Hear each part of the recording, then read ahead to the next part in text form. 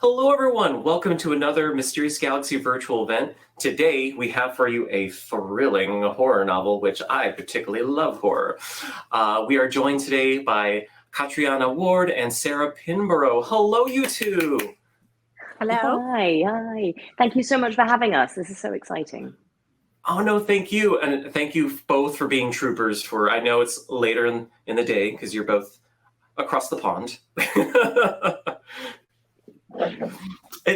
Is that even still a saying, by the way, I must ask? Is that still a thing? Yes, it is. Definitely, yeah. I think so too. Okay. I also like how we coordinated in sunlit colours. Sunlit colours. We look like we're institutionalised, actually, which I maybe referential to the questions. I think I look like your sort of slightly more tired evil twin. I feel slighted that I wasn't invited to this party.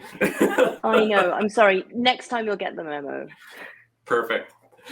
For those who don't know, Kat, both her debut novel, The Girl from Rawblood, and her later novel, Little Eve, won the August Derleth, for Best Horror Novel, making her the first woman to win the prize twice. Little Eve also won the Shirley Jackson Award for Best Novel. Sarah is a New York Times bestselling and Sunday Times #1 and internationally bestselling author who is published in over 30 territories worldwide.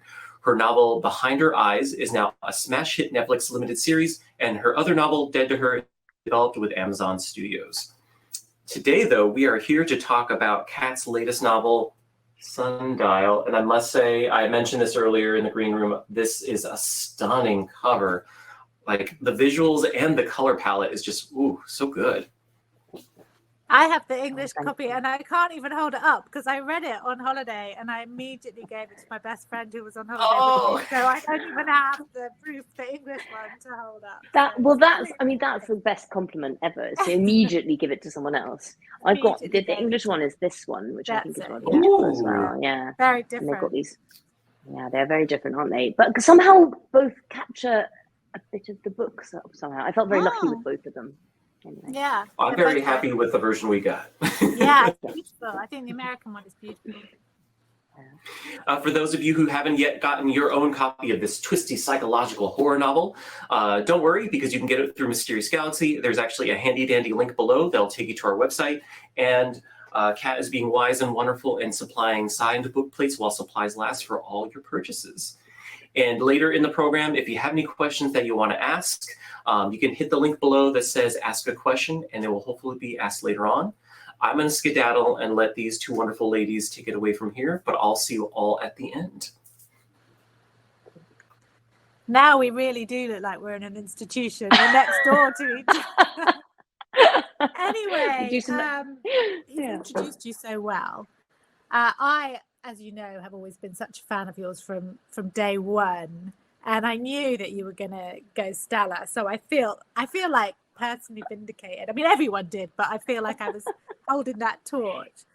So Sundial, book #4. Don't you try and distract the conversation. I've got a question for you, young lady. Okay. So it's the worst question in the world, but which is always a good place to start. Any way out from there. But I think all authors hate this. But can you, just for anybody in the audience who doesn't know much about the book, give just a little brief summary of the story? Absolutely, yeah. So Sundial is about Rob, who's a mother, who comes to suspect, or comes to realise that her daughter Callie has some troubling tendencies, and in fact has dangerous impulses, and she is a danger to her younger sister Annie. So Rob decides to intervene and takes Callie back to her childhood home. This is all set in California. She takes her back to her childhood home in the Mojave Desert, which is a sort of scientific facility, abandoned now, called Sundial, which is where Rob grew up. And so it becomes this interleaving of the past and the present, where Rob tries to explain to Callie about their past. And then in the present, Callie and Rob's relationship gets tenser and more fraught. And it ends with both mother and daughter slightly coming to believe that the other wants to hurt them, wants to kill them, actually. So another comedy. You know what? I mean, I don't want us to go too far with that because I don't want to give anything away with it. But I loved that this play on love and danger, you know, that hums through the whole book. There's this, everything is very grey area with, I mean, the emotions are so powerful, but this, you know, your mother who's supposed to be your protector, you can be worried about your child you're supposed to love with no conditions. There are conditions now applied. You know, it's a really interesting dynamic to play with, I think, in the book. Is that anything like your mum? I don't know. Like... No, I mean, that's the thing. It's not at all. And also, I'm not a mother either. So this is very much from imagination. But where did it come from? Where did the thought come from? The idea come from for the story? I know because someone asked this in a question, so I'm just getting it in there early. Yeah, no, for sure. It came together in one of those almost magical clicks, really, that you get, where two ideas suddenly interlocked. Because I'm so fascinated by the MK Ultra experiments that happened in the 60s. I knew that was in there because I would love those too. I was like, and for those who don't know, it's these covert CIA experiments which actually led to human experimentation. They're still being declassified as you know, even in this today. There are still occasionally big dumps of them, you know, declassified documents. And I came across one which was so peculiar, but also kind of, it gave me the shivers in a really particular way. So between 1965 and 1967, this one scientist, name redacted, at Langley in the CIA in Langley, Virginia, essentially implanted electrodes in dogs' brains to create a pleasure impulse, so that you could encourage the dog to seek the pleasure impulse and therefore do whatever was required of it by being led by that sort of pleasure. So what they did was create essentially remote controlled dogs. So you could, with a handheld device, ask the dog to do simple things like turn in a circle, not very complicated stuff, but still, it's a remote controlled dog. Yeah. And at the end of 2 years, and this is the bit that I find, I mean, the whole thing is very distressing, but the bit that I found so egregious really is that there was no use for this experiment. They succeeded. They created 6 remote controlled dogs, which then had to be put down, and because there was no practical application for this experiment. And I thought, what you know, I always it's quite a resonant point for me, that quote in Jurassic Park about, you know, you were too busy thinking about whether you could to think about whether you should. Yeah. Exactly. So I thought, God, that's really horrible. Actually, that's really horrible because it's just purely in the spirit of can I. There's no regard for suffering or for practical application or anything like that. And it leads you also directly, because it was part of the behavior modification program, which again was extended to human beings. And I just thought, gosh, how interesting. And what they were ultimately aiming to do was try and change the dog's essential nature, starting with these basic commands and then leading up to changing their psychology and their genetics. And that led me really naturally into this idea, you know, that we were talking about earlier about family, and because it's the building blocks of what we are, isn't it? It's everything from behavioral conditioning to genetics, and that age-old question that we've asked ourselves, much cleverer people than me have been asking since the dawn of time, of what are we? You know, how much of me is me? And that's a frightening idea in itself, actually. You know, to not know how much of your decision making or your self is from you and how much might be from other sources. And the mother-daughter bond, I think, became really important. And I think it's something that can be sentimentalized, and often is. I think it's something that, and as I said, my mother is not at all like Rob, and hopefully I'm not at all like anyone in this book, but that's how, as a writer, your mind plays around the edges, isn't it? You think, well, what if? And the power of that bond is so strong and tensile, and it does create lots of feelings which are incredibly powerful and not perhaps as palatable as we might like to admit. I don't know if there's anyone who hasn't felt like murdering a member of their family. Oh, I mean, it's like I was saying in a thing the other day, like, because it was interesting. I mean, our books are very different, but Insomnia also is mother-daughter. And I said to someone the other day, I said, it's so weird you have this person who, because I'm like you, not a mother either. So you kind of look at it more analytically. I mean, I'm sure mothers are capable of looking analytically, but you haven't got that extra layer of bond. And I remember saying to someone, like, you have this person who nurtures you, but if anyone says you sound like your mother, it's the most insulting thing. Or like, it's like this fear of turning into your mother, even though they've raised you, they birthed you, all this stuff. So there's a weird mother-daughter in particular dynamic, I think, which you really grasp, because it's not just with Rob and her girls, it's also Rob and her stepmother and her dead mother. And I'm not going to go into too much detail there because it obviously but it's the layers of, and what I think this probably leads me to, I mean, I want to talk about Rob and Jack in a minute, but another theme is that comes up in your work, and I mean it's a theme that I'm very fascinated with as well, which I think I love your work so much, is a lot of how trauma returns and revisits, and we never really leave our childhoods behind. And you do it, I think it, in I think Little Eve is, and there's very similar parallels with that kind of struggle. We're not reliable narrators of ourselves, if you see what I mean. Does that, you seem to play that really well. That wasn't even a question, but you know what I'm trying to ask you. Yeah. Kind of, what draws this isn't you to strictly that? a question. Yeah. Just punch me now, kick me off the panel. But I mean, I think what draws you to that? Yeah, I think that's right. I think for a start, I mean, in terms of trauma, I can't imagine a trauma greater than the pressure of being a mother. What a responsibility! What an incredible, life-changing, flattening, almost crushing weight to carry. And I know that there are lots of other sides to it too. But when I think about it, as you from the outside, that's a huge, that's almost a horror element in itself. That, being so responsible. So there's that, and that I thought, God, that's something I don't hear talked about so much. But in terms of trauma and first person narratives in particular, I think so. Because you write, may I say, throw this right back at you, and you're the master of the unreliable narrator.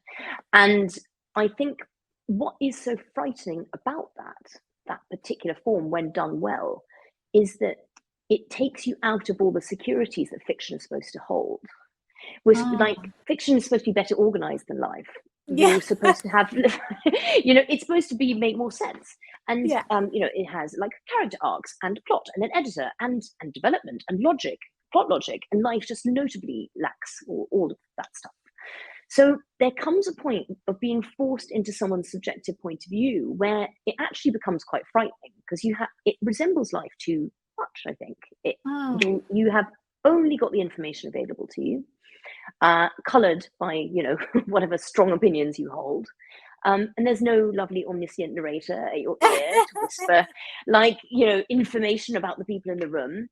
You don't know what information is important, or what is just arbitrary and extraneous. You just don't know.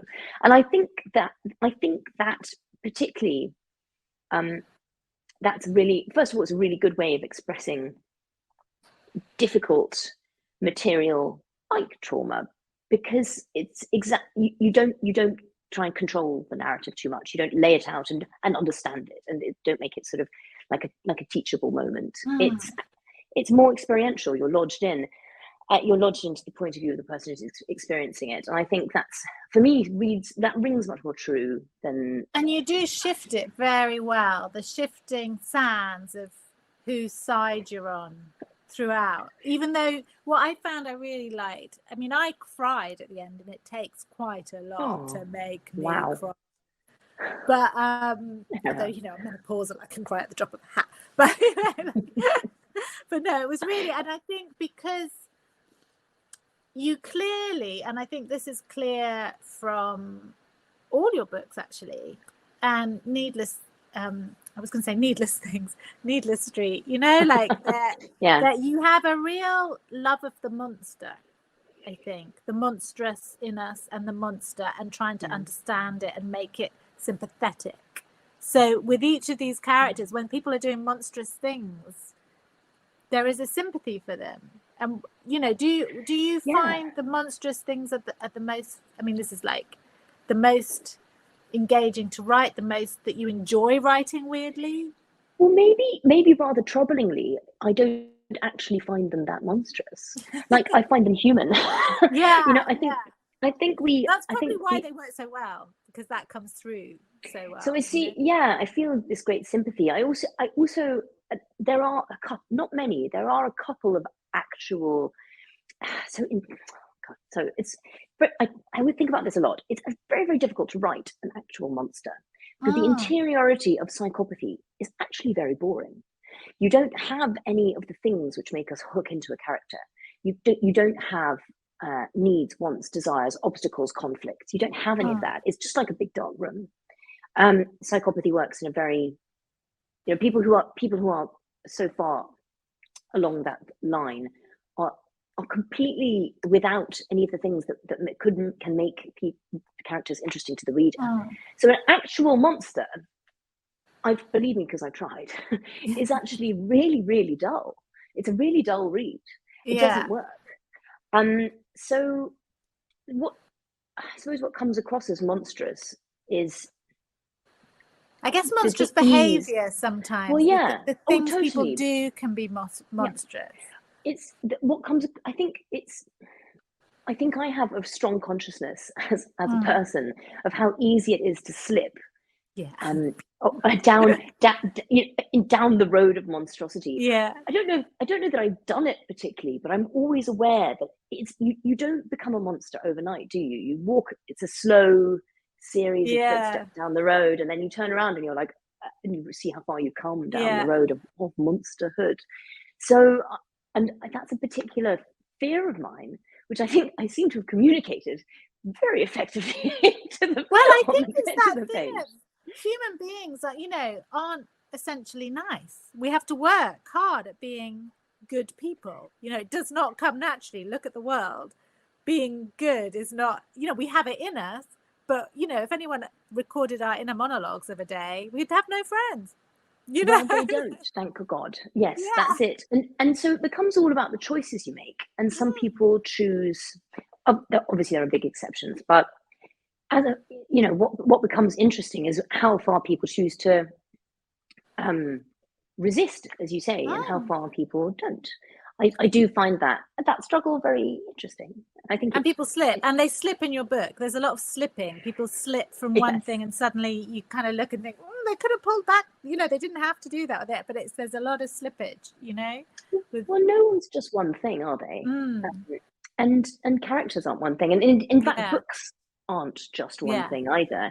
I think I always, especially with Sundial, I thought, what genre is this? Like, well, I was going to come to the question, because I have many years struggled with flipping genre booksellers. No offense, booksellers, but you know, the genre thing. And I've noticed, like, I was going to come to, I mean, it's a little further down my list, but I don't recall any supernatural in Needless Street, unless I'm going mad. I think there was enough oddness in it without supernatural being needed. But when I look at Raw Blood, was obviously pretty heavily supernatural, and this has, I love that it was a very, very light touch of supernatural, but absolutely runs through it like a vein. You know, it has to be there really to, I think, for me, a lot of the emotional impact came from that little almost magical realism-y kind of, isn't it, weirdness.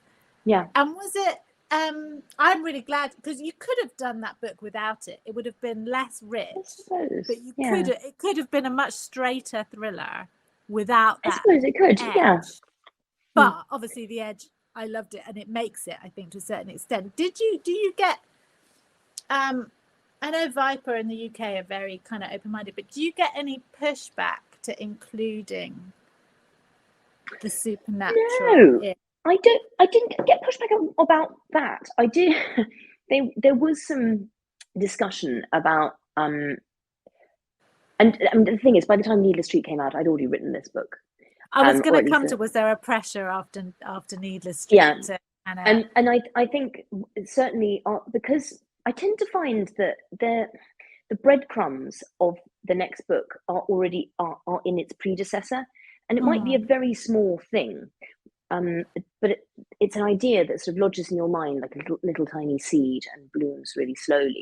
So what might, and it might be completely imperceptible to someone else, but yeah, there's kind of progression to the way it goes. And with Sundial and Needless Street, there was, I think there's some commonality. I think they're very different in structure, but I think there were commonalities. And they I think feel like sister books, weirdly, yes, but that I could think just be stylistically, right. But it does feel sister bookish. Yeah, I think so. In the same way that Raw Blood and Little Eve, I think, are sister books as well. Yeah. Maybe it's just as simple as the structure of the 2-book deal. I don't know, but I think I think also it's I think you do kind of you start having a conversation with one book, and maybe you're not quite finished, so you continue the conversation in a very different way in the next. Sorry, I'm getting around to answering your question. That's all right. It's interesting. The things that were discussed after Sundial and Needless Street were that I had to stop. But as my editor Miranda put it, what is it with you and sisters? And I was like, I've got on my list here, but I do sisters too. I have that thing, and I'm like, can't have sisters next time. I've got the sisters in this one. Yeah, it's just this kind of. But are you close with your sister? Do you have a close dynamic? I love my sister. I adore my sister. We're very so I think definitely in Sundial I think it was a bit more personal than I realized. Not in a direct way. This isn't a memoir. You'll be very grateful to know. But you know, my sister and I were very close in age, and we looked quite alike for most of our lives. I still do, but she lives in California now, and we've got our own stuff. But because we grew up in such a isolated environment, we moved every 3 years from DC to we had the Madagascar. Similar backgrounds when I was researching. Yeah. And so you were quite itinerant in your very itinerant. Around. Yeah. And also to these really, really remote places, like places where a letter took 6 months to get there. And I think in Madagascar for 5 years we didn't have a working phone. It was quite isolated. So what happens is that your family just becomes so important to you. Yeah. And I think part of the discussion in Sundial that I realized was there a bit after I'd written it, far too later. I could take it out. Was this a questioning of when does love become dependence? When does it become need? And something which sustains you so much can turn into a shackle.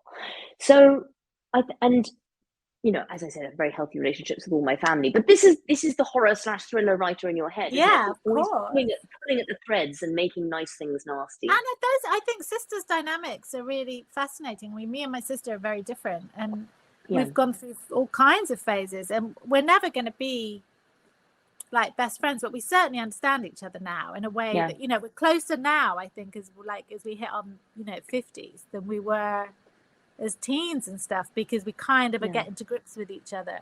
But very negative emotions been there too. So I think the sisters thing is, I mean, there's definitely it's definitely kind of about, you do a lot of kind of coin sides, if you know what I mean. You have it in Little Eve, and there's this kind of like, which side of the coin is this one, which side of the coin is that one, with the sisters. And I find it quite interesting that they're mirrors sometimes of each other, and then the mirror flips, and then it flips back, and you're kind of like, hang on, wait a second, what am I doing here? Wait, it's really good. Is your sister a twin or close to you in age? No, she's like, we're not at all alike. I mean, we probably are on the inside, but she's a bit older than me. But that kind of mirroring I find really. And isolated. I was just cults and isolation. You've got quite a thing about as well. I mean, I love a cult, but that was another thing that you've kind of came from sort of Little Eve. It was like you kind of wanted to expand a little bit and play with that a little more, because I know it's not really a cult in Sundial, but they're definitely an alternative family, aren't they? It's definitely, they definitely are, and it's definitely that there are some things which were familiar to me, which is like, so my father is nothing like Falcon in the book, but it's he's a water economist, and we spent all our time moving around because he was devising water strategies for developing countries that are really low on water. Amazing job. And real, both he and my mother are adventurers. They are believers in in altruists and idealists. Yeah. And I think the thing with that, and particularly with that sort of, Sundial's not set in the 70s, but it's got that spirit to it. Definitely has that vibe to it. It's definitely got that vibe. Which is amazing. This kind of like progressive, quite like boundary breaking, but also there's a sense of it being quite unregulated and out of control. Nobody's really testing to see how far is too far. And the desert plays into that so much, doesn't it? Because the desert is where you go to do things you don't want anyone else to see. Yeah. And famously, that's why you got like Roswell and all those places, so far out, is because the desert creates weirdness even when there isn't any. Yeah. But it is also exactly the place you go to do. It's not things a bit on the edge. So I think definitely that feeling of being isolated. I mean, definitely it's definitely something that I drew from myself, and also the kind of the walking that line between idealism and maybe perhaps transgression, and how you can wander across that line and back quite unknowing quite easily. Yeah. I think the other thing that interests me in your work, and weirdly, I read your book and Jenny Fagan's Hex back to back. Ooh. And if you've not read Jenny Fagan, I think you would really like her. She's got a very similarly kind of tone to you. And she's an amazing kind of Scottish writer. But she, like you, is very good at kind of expressing and exploring both the fragilities and the strengths and the weaknesses of women. Very focused on the female experience over the male experience. Have you been tempted to try like a male-centric story, or are you still? I suppose. I think Ted's a man, and but although but he's got a counterpoint in D for sure. I think that would be very interesting. I think that's my next one. Well, we'll get to that, but has a male protagonist at the center, which I'm really enjoying. There's something almost relaxing about getting away from one's gender. Women are so complex. They are, which is wonderful, and it's why you write them. But there's almost a sense of like fumbling around on an alien world in quite a fun way.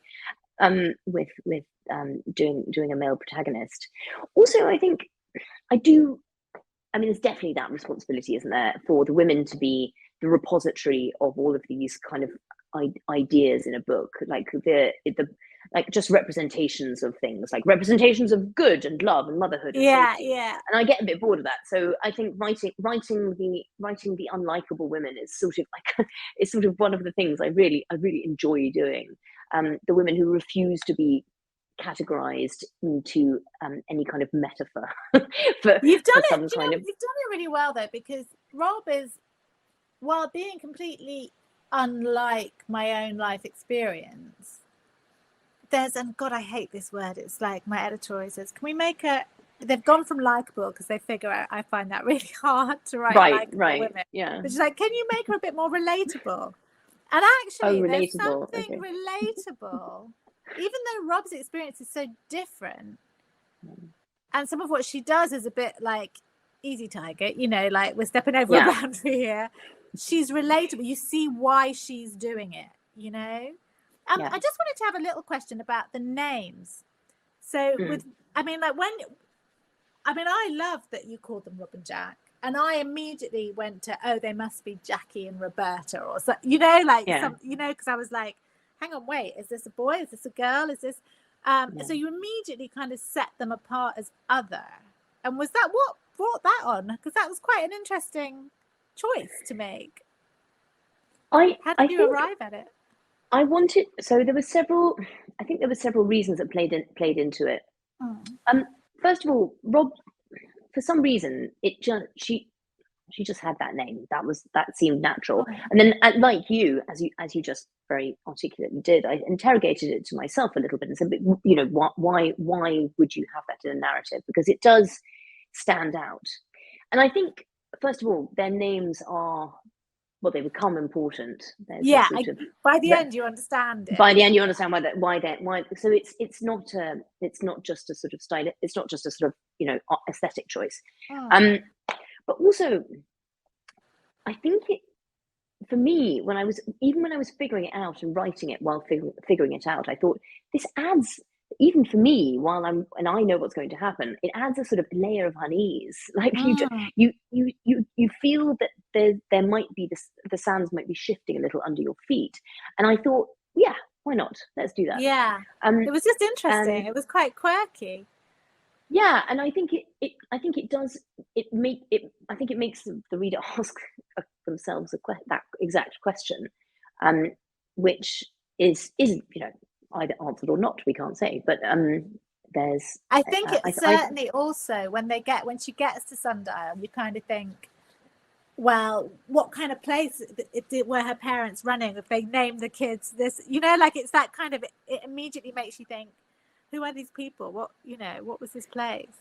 And yet there's also perhaps something also a little bit like countercultural and 70s about it as well. It's just that's what I mean. Like, yeah, hippies living out here. Yeah. Why that now we've had many conversations over the years about, the ups and downs of this business, and, like Raw Blood should have been a massive hit, and, these things that situations arise around books that are nothing to do with the book, as we all know. So when you wrote Needless Street, were you the shift to now, and I don't mean this in any way negatively, because I did it with Behind Her Eyes, did you take a stock and think, I want to stick in my lane, but I also want to write something slightly more commercial, slightly more that I think is going to have a broader appeal to an editor who's going to think, right, this is going to we can shift a lot of copies of this, which obviously they have to I should have done that. That's exactly what I should have been I wasn't thinking, sure because again, I wasn't sure if you believed it. I know you spent a lot of time there, but I wasn't sure if you chose the American setting as a sort of commercial. I should have thought about that, and I think later it occurred to me that it wasn't a terrible idea. The thing is, the rest of the book is so it's eccentric, and I think at that point what I was wanting to do was break out of my lane. And do something really, really different. Yeah. As luckily, it turned out to have some kind of resonance and audience. But I was and I remember talking to you about this many years ago. I was very frustrated by some of my publishing experience, and I essentially went to book jail. I did, and I couldn't get arrested. It was very, very difficult to get another book deal, and I thought, well, there's a chance I won't get to do this again. So if this is the last go round, if this is it, I'm going to write the most anarchic book of my heart. Yeah. So I did. And I also did all those other things that you also told me to do in that conversation, which is, you were like, change your editor, change your agent. And I did. And luckily, bastards, I think. Yes, I think there was Pinborough advice. And then I punched you in the boob by accident. Yeah, I did. Yeah. I woke up the next morning thinking about this. Totally forgot about that. I know. Well, I never have, and I never will. This small, I'm amazed you made contact, to be honest. But that's a really interesting thing that I think is valid for people to know, is that we've both had dips and then you come up. And I know Sarah Lotz is another one. She had, The Three was a big hit, and then she had a problem with, I think it was The White Road it was called, didn't take as it should. And then I think she had a moment of like, can't get arrested in this industry, and now she's got Impossible coming out, which is a wonderful genre bending story, which is going to be April. But again, it's that thing, people I think have this, they probably think, and for a lot of people think Behind Her Eyes was my first book, Needless Street your first book, because that's definitely the one they see, and actually, I get called a debut all the time. Behind Her Eyes was my debut novel. Yes, exactly.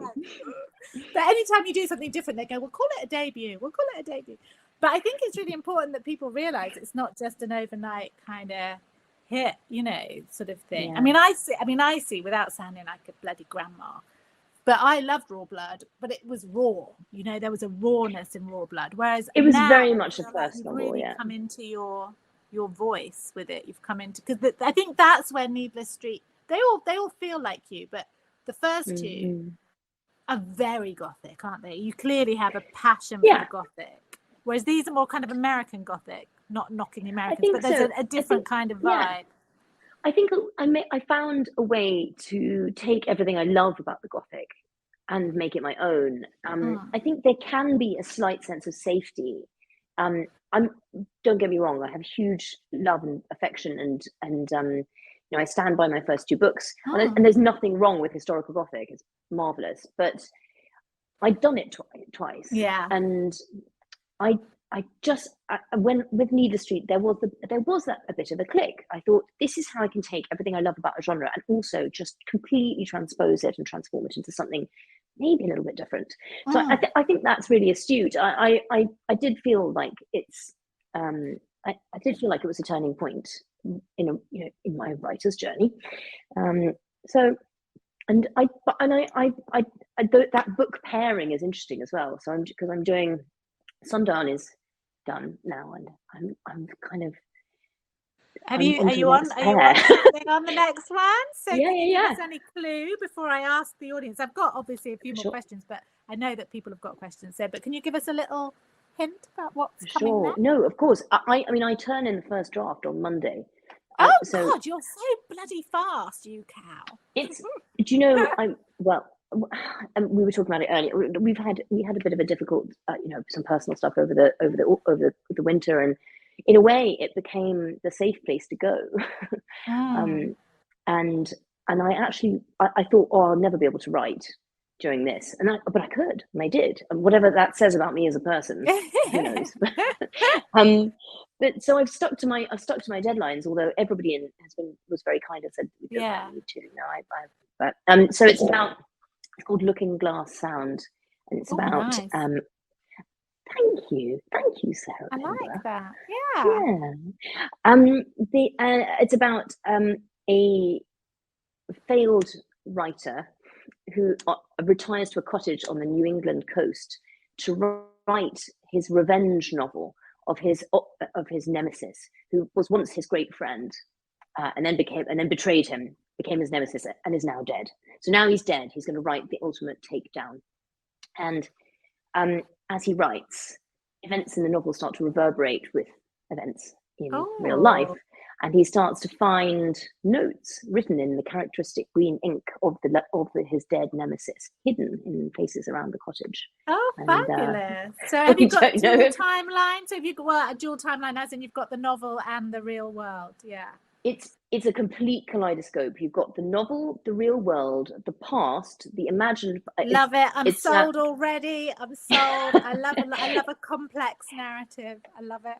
And then he writes the nemesis because it was two college friends, two men, and then in order to write it properly, he realizes he has to change the gender in the novel, so he's writing his nemesis as a woman.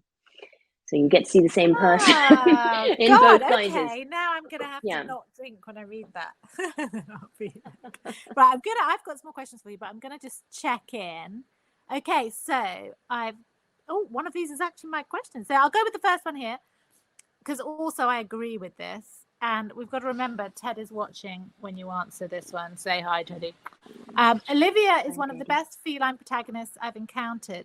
Do you know a real life Olivia, or are you secretly a dog person? I mean, I think let's right here and now dismantle this binary of dog and cat people. Yeah. We are all both people. I had, growing up in these very lonely places, we took one dog and one cat with us everywhere we went, which is a Jack Russell Terrier called Topsy, and a beautiful black Burmese cat with green eyes like cocktail olives, called Velvet. I almost said Olivia there, but that's not right. She was called Velvet, and she was incredibly soothing and very close to me, because obviously cats don't like it when you move around too much. No. So she would, and I was a great reader, so she would find me because I would be the quiet person in the corner doing nothing, and when she would sit and purr while I read like The Silver Brumby or Watership Down or whatever I was doing.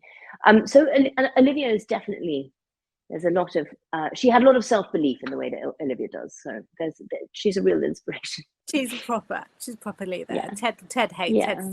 They're his nemesis. Okay, so next up, did the pandemic in any way affect the writing or editing of Sundial? I don't know. The thing is, the pandemic so closely resembled the way I spend my life anyway. That just sitting and having conversations with imaginary people. There was just less bras involved. There was there were so many less bras. That was good, wasn't it? I didn't like putting a bra back on.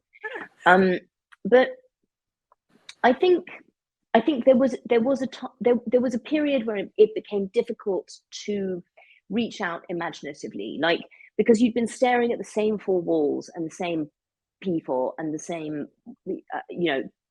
laptop screen and you'd finished Netflix. That was it. That was done. There was no more Netflix. Watch Netflix. Yeah. I've leveled up out of Netflix, and there was a period where it became quite difficult to create. But what I found, which I think is a great magic trick, really, is that actually if you just relax and let it happen, the books become an escape. They become a way of exploring when you can't go anywhere. And I was very, very lucky, because the thing is, I think it is a coin toss. I think some people got that and some people got the other thing, which is that they just went. So I'm not. I think we were lucky in that we didn't have to homeschool any children, which probably. There you go. There you go. Yeah, exactly. And I think that's a really good point. I think my friends who had kids and wives who were suddenly at home, or kids and husbands who were suddenly at home, found it really difficult, because you're used to having your own, like if you're used to being at home all day on your own to write, and then suddenly there's kids, husband, wife, and I think they found that a bit more tricky. Right. Do you have a ritual or particular thing you do to get into a writing headspace? Yes, I always just pretend I'm not going to write that day. That's the only way I can do it. So I go, I so do you that, have to... and then I don't write that day. Oh, okay. I have to almost trick myself into sitting down. So I have to be like, no, I'm just checking Facebook. I'm just gonna sit down. No, just gonna open the file. Nothing's happening. Just gonna open it up, and then just gonna type a word, and then just not writing. Are you a planner? And then you plan. I do. Well, I plan. I was reading what you were saying the other day about how you have hooks that you certain hooks that you hang certain plot points on. I think I'm the same, in the sense that I know there are road like landmarks I have to get to. I don't necessarily know how I'm going to get there. But yeah, that's the same as me. And the end, certainly for the last two, has been quite clear from the beginning. So I have to lock in the ending. I have to have that locked in. Ooh, I've learned actually to write the ending first. Oh, sorry, darling. I wrote the ending. The last chapter of Behind Your Eyes was in the book pitch. These people are good at questions. I'm going to give them 5 stars.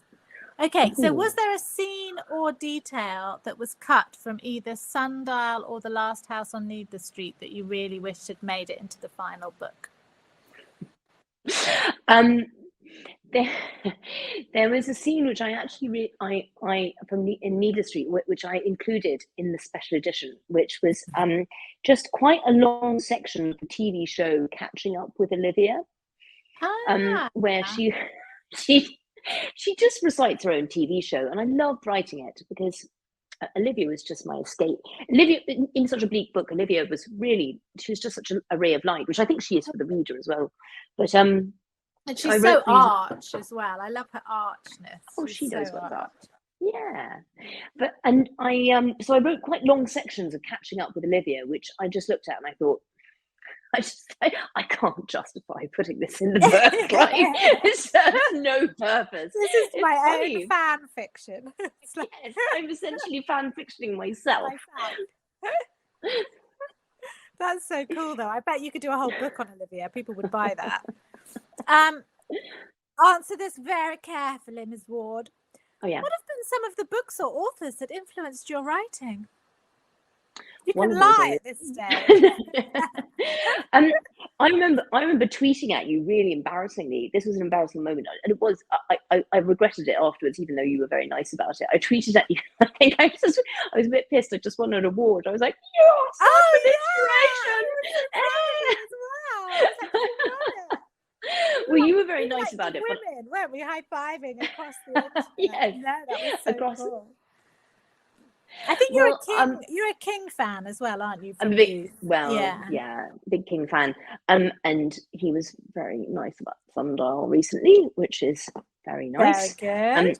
It still seems quite unbelievable that he knows my name. It's just weirdest moment, isn't it? You're like, he's read my actual words. I know, because you've had that a couple of times as well, which is you're a veteran.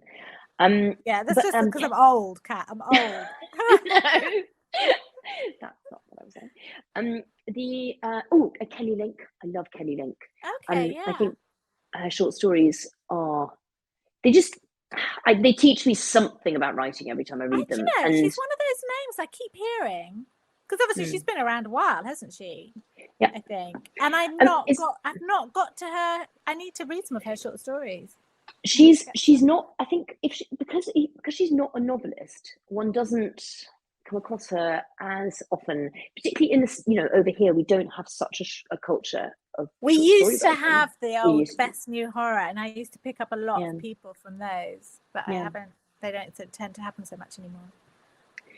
Yeah, but I mean, she's absolutely wonderful. I think it's very me. It's such an intense reading experience that when you surface out of the short story, there's a moment where you're like, which world is real? Okay. Yeah, it's very good. I'm definitely gonna seek her out. Get in trouble. It's the best one. Which character or characters were the hardest to write so far? All of them. I mean, is there an easy one? I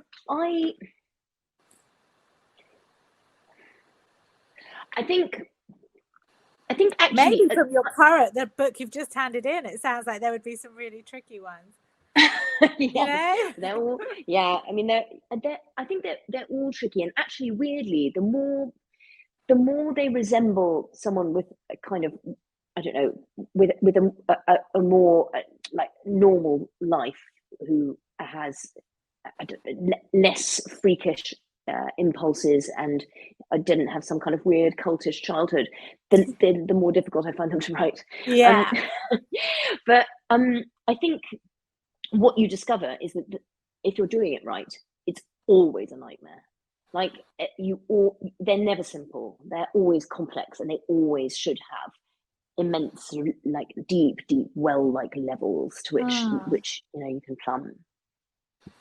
Very good. You're getting a gold star for your answers, as well as people getting a gold star for these questions. So do you have a comfort book? Like, is there a book you go back to again and again?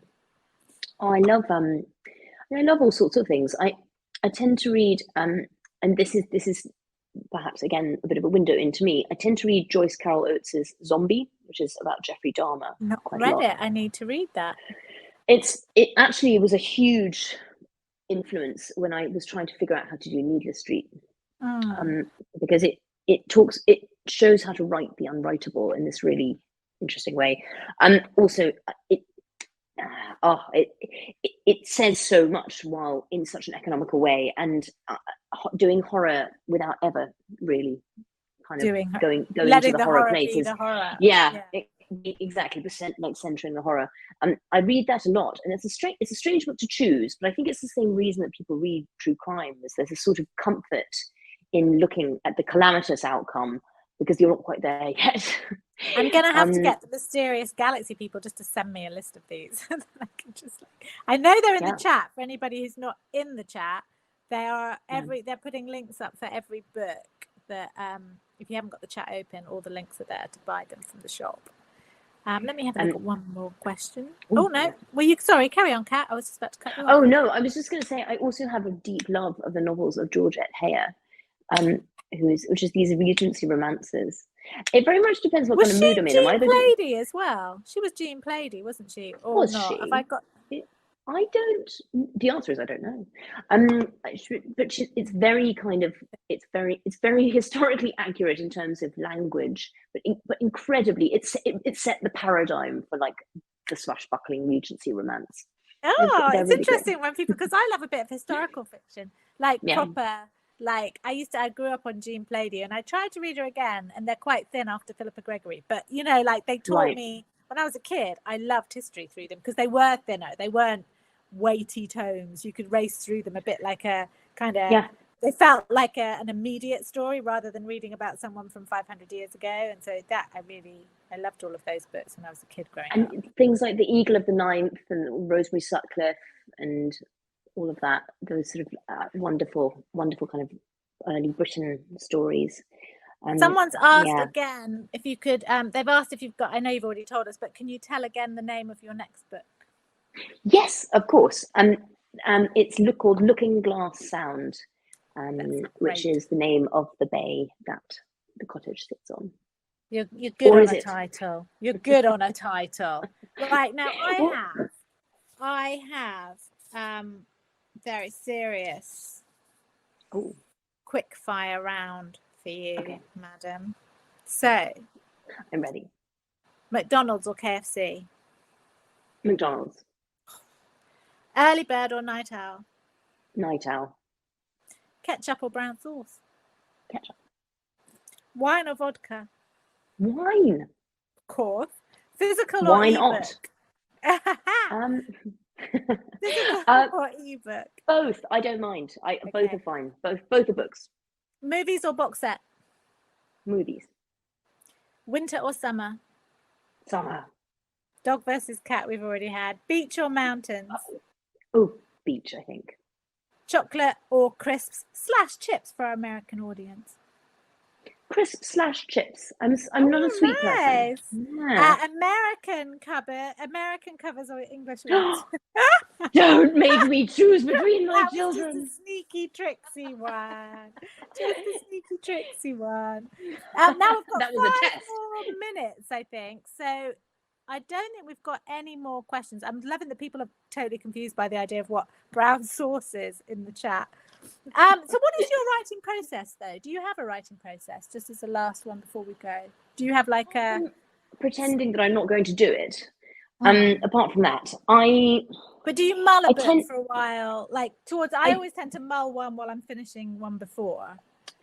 I think that's right. I remember reading something of yours that was very interesting, which is where you do in your notebooks you start at the back because that's like almost like the rough work. Cool. It was school. They made us do rough work at the back. And conditioned. I think my process has got a lot more efficient and also a lot easier as you strengthen the muscle and you learn what doesn't work and you spend less time bashing your head against brick walls.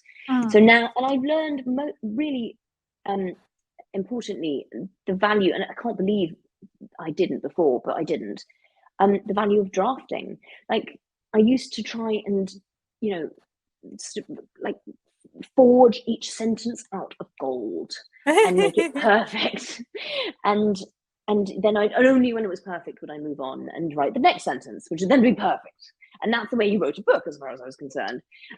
Whereas now I understand that you do your first draft and you get it all out. That's you telling yourself the story, and then you do your second draft, and that's you putting, you put a lens on it each time. You layer it like oil paint, and actually the relief and the ease which that has brought to my life. Yeah, it's just like and also I think people can get very especially I think when we're starting out, we can get very caught up in the art of it and forget about the story of it, and actually the story is what will propel people, and then you want to make sure that it's got your style or your flavor, and then maybe improve the writing of it afterwards, if you know what I mean. I think getting the story out is so important without stressing about, oh my God, people are going to think I'm terrible at the actual writing.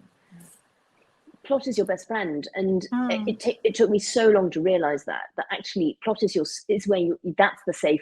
That's what keeps you safe. That's what makes it. That's what keeps you away from the pitfalls of of bad writing. And how is this is totally off kilter question, and I'm going to finish in a minute. But how is it because sometimes I think it would be great to be cohabiting with a fellow author, and sometimes I think it must be hell. How does it work? Does it work? Well, that's it.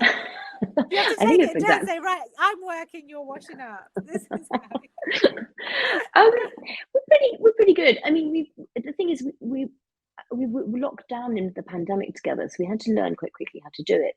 I think one of the brilliant things about it is that they understand the demands of the job. Because I think living with a writer, if you're not a writer, can be quite lonely. They don't understand that you have to spend all your time staring at a screen, talking to and it's a very personal experience, isn't it? It's not something, if they say, can I help you with it? You're like, no, you can't. And you can't read it until it's, no, exactly. Yeah. So I think having someone who understands that is incredibly useful. Sometimes it is like having the screaming inside your head, outside your head too. In general, we get along. I think what really helps is we write very different things. So, because I was going to say, right, it would be much less if you were both writing fantasy, if you're both writing these kind of weird thrillers. It would be really especially if you both came out at the same time. It'd be, I love you, honey, but I would need to be here. I don't think it would work at all. Lovely, and he's quite good with a sword. That would. I know. I'd be history. But I think also we're because we come from such different places in terms of genre. What he has to say about the writing is really interesting, and it always tells me something new and something I could probably do with actually. And if you ever need a fight scene, I reckon you kind of oh yeah, you can be like, he's great. He's always just put the fighting in. Yes, I'm not sure. Just have everyone kill each other. Traumatized child. Sorry, I'll shut up now. We've got. Oh no, you're fine. The teacher's back in the room. Oh man, I don't have a ruler to smack. Oh my gosh, this has been so fun, and Kat, I can't wait now until the looking glass sound. That sounds so fun. So good job on marketing a book that is not yet even available for pre-order. I wasted my time. No.